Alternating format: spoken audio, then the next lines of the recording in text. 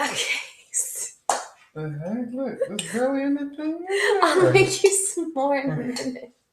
Okay, so just a little background before you start this video.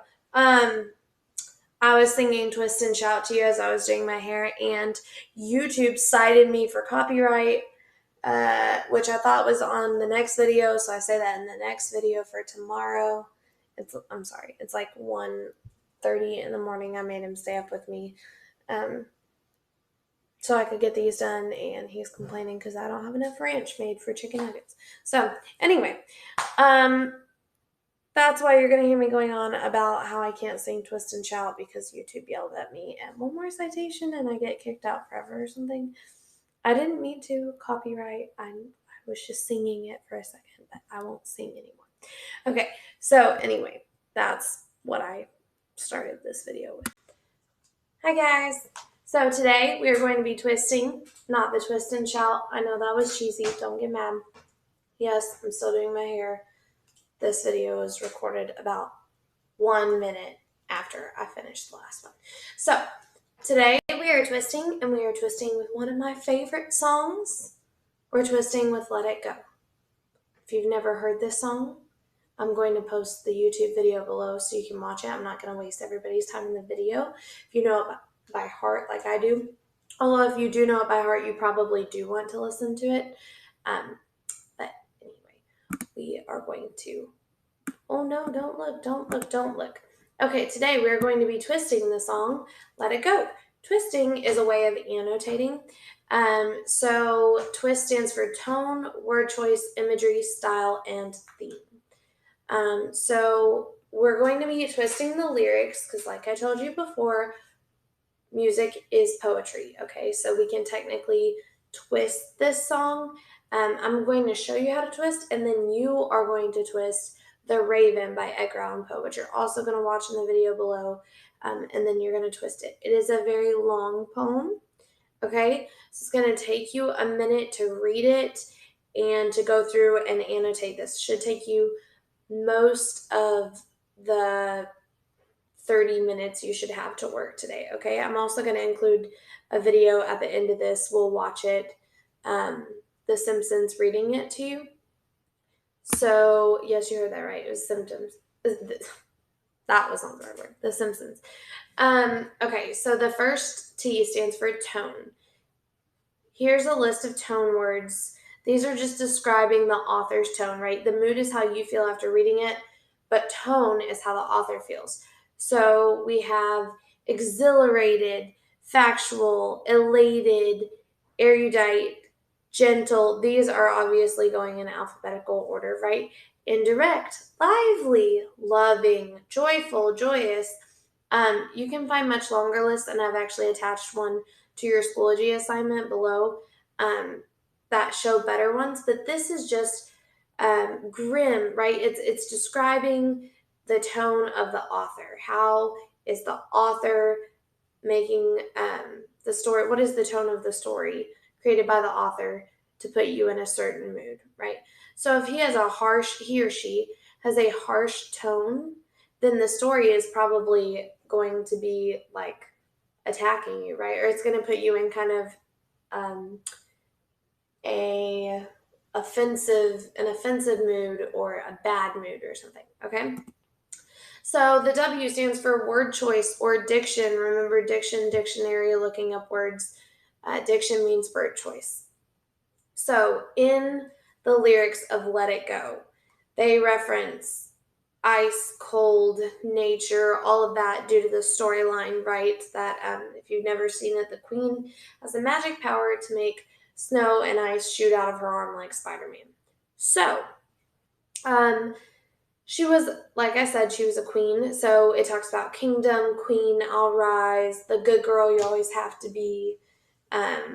And I forgot to read the ice ones, but snow, rise like the break of dawn.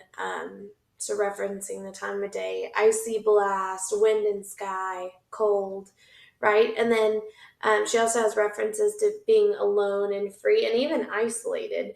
No rules for me, I'm free. Don't let them in. Don't let them know. You'll never see me cry. I'm never going back.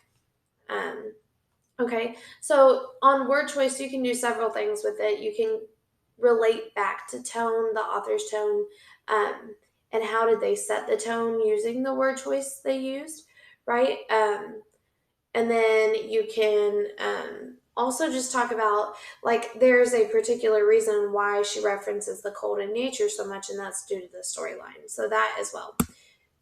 Okay, and then the I in twist stands for imagery. So this is Sven helping us understand imagery.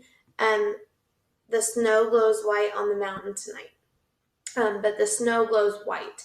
It doesn't just say the snow, right? It's talking about, we can picture that in our head. We picture super white snow, so white that it's glowing. It's not just white snow, it's glowing white snow. Okay, so that's a good example of imagery. And then the S stands for style, which has figurative language in it, right? Okay, the style can also be poetic or so on and so forth. But usually, when we talk about style, we're going to talk about figurative language, which first up on our list, we have similes. Similes are metaphors using like or as. Okay, they're a type of metaphor using like or as. I'll rise like the break of dawn. The wind is howling like this swirling storm inside. Those are examples of similes from Let It Go. Personification. Watch this. Oh my gosh, it's just so silly. I love that one. The wind is howling like the swirling storm inside. The wind can't howl. Okay, that's being personified. Heaven knows I've tried. Heaven can't know, right? It's not a person. Let the storm rage on. Okay, storms can't actually rage. So even though that one kind of sounds right, and we use raging a lot, it's a very just common form of personification because humans rage. It's an emotion, and storms cannot have emotions. The fears that once controlled me.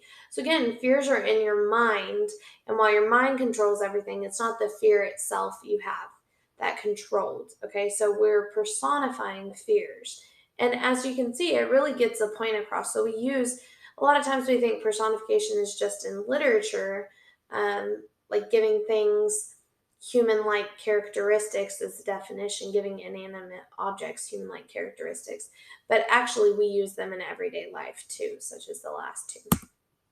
Okay, metaphors, a kingdom of isolation. Okay, so she's not talking about just the physical kingdom there. She's also talking about just that's where she feels like she lives, right? She's just surrounded by isolation, which is a major contradiction, but that's wherever she is. She's living in isolation. Um, my soul is spiraling in frozen fractals all around. Okay, her soul is not actually doing that. What does that mean? It means she's breaking free, right? Her soul is coming out now that her powers have come out. Her soul is coming out. I am one with the wind and sky. Because she controls this part of nature, she feels as if she is a part of nature physically. Okay. Alliteration. This just means that we have multiple words in a row starting with the same letter. Okay. Not the same sound. Okay. We're not looking at vowel sounds like assonance. This is alliteration. Swirling storm, good girl, seems small, frozen fractals, crystallizes like an icy blast. Okay.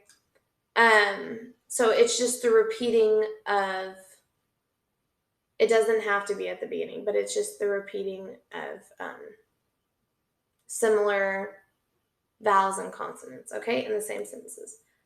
All right, assonance and consonants. It's funny how some distance makes everything seem small, and the fears that once controlled me can't get to me at all. Conceal, don't feel. You see how it's repeating? It's repeating here, like these rhyme, but it's also repeating. I'm sorry, I wish that little bottom part. Okay, I can't touch that. Oh, there it goes again. It's repeating that assonant sound. So either the vowel sound is assonance or consonants is the consonant sign, right? Snow glows white on the mountain tonight. So again, it's rhyming, but it's also the repetition of those sounds. All right. Speaking of repetition, No right, no wrong, no rules for me. No, no, no. Okay? Let it go, let it go. Don't let them in. Don't let them see. Don't let them know. Now they know, right? That's all repetition. And anytime something is repeated in a story or a song, poem, whatever it may be, it is important. That's there for emphasis. They want you to know that. Themes, just a couple. You could draw some more from it. Face your fears. Never be afraid to be yourself, right? Okay, that is what the final T in twist stands for. So that's how you twist. Use the resources I left on the Schoology page for you to help you with this a little further. And then I am about to pull up the other video so that the Raven being read to you.